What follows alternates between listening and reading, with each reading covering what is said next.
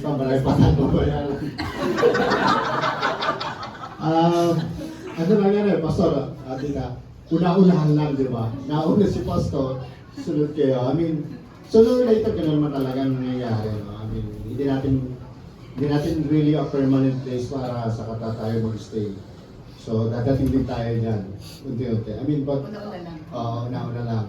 Actually, way back 25 years, no? Kasi ako, 25 years na po ako sa KFC. So, nauna yata ako sa'yo, Pastor, no? Months, no, nauna. So, yun nga, sabi ko, si Pastor Eri, ang ating OG drummer. I remember yung, bago pa lang nag-i-start ang PFC, lalo na sa ministry. So, talagang andun pa yung pangangapa. Kasi lahat, sabi nga ni Pastor na, unti-unting binubuo ni God yung yung ministry. Which is nakita mo talaga kung paano nag-start, kung paano nag-grow. And really, it's good thing na naging bahagi po ang mag-asawa doon, Pastor Eri, tsaka si Tita Annalyn ng KFC. At nakita po natin kung paano nag-grow talaga ang KFC. Kaya, siguro masasabi ko, Pastor, kita-kita na lang tayo, no? Kita-kita na lang tayo talaga sa Philippines kung sakali. But good luck. I hope, hindi naman natin pwedeng, I would say na, hindi naman sila talaga bata sa pananampalataya, but I believe magpapatuloy pa rin sila sa ministry kahit na nandun sila. And who knows, natin lang, o mamaya, after naman, dito ulit sila na naman. I would like to appreciate the effort of Steve, Pastor Ernie. Sila po yung naging spiritual parents namin dito sa Qatar. Dumating kami 2002. At we are welcome here in TFC po. At I remember po si Pastor Ernie and si Ate Anna. After po nang gawain, naihatid namin sila when they don't have the car yet. At until they progress po. At they were so blessed by God. At they have the biggest Bible study po sa church po. At maraming salamat Ate Annalyn sa pagiging textmates natin. Sa atin at may kung sa sermon po, schedule po na giving. Pero in reality po, lahat po tayo dumating na po dito somehow to earn. But we have experienced the goodness and the grace of God po sa buhay po ni Jesus Christ po.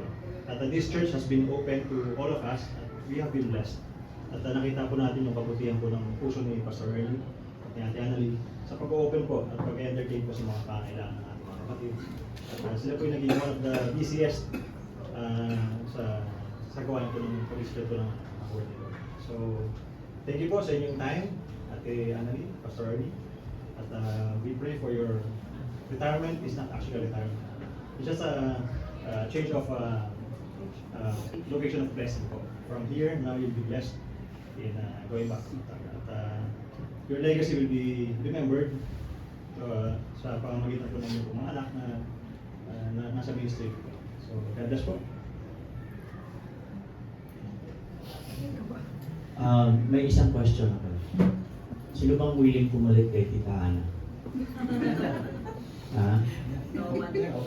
Kasi yung worry ko yung naipasa na yung bato. So that's the biggest challenge sa ating mga women's. Kaya nyo ba? Siguro mga limang tao ang papalit sa kanya just to do what she's doing for us. Amen? So alam naman natin, no?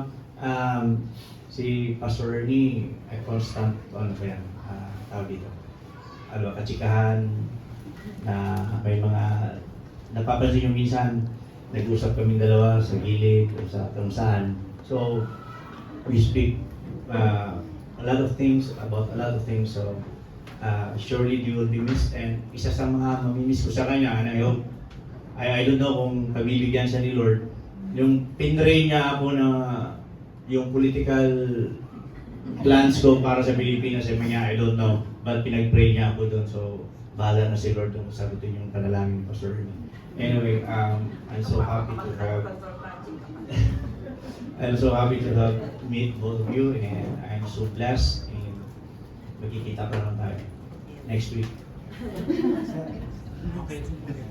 Pilipinas. May bilang po yun sa Hindi lang po kami malulungkot. Lahat po ng mga coffee shop sa Doha.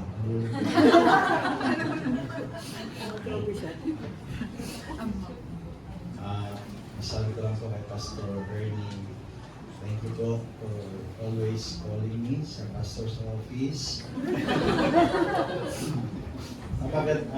Ikinatutuwa ko po yun.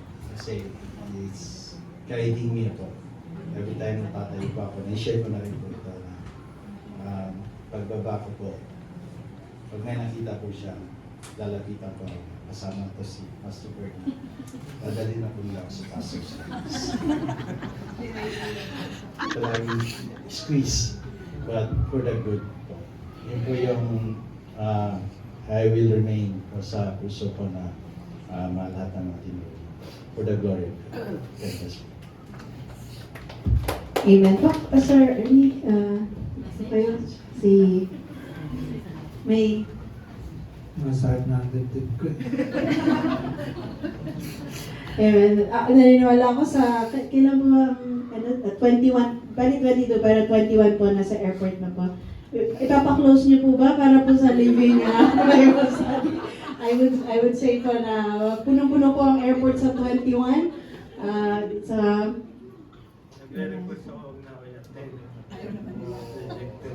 hindi po ba mukhang hindi po papayag. Kahit po airport ngayon, napaka-higpit.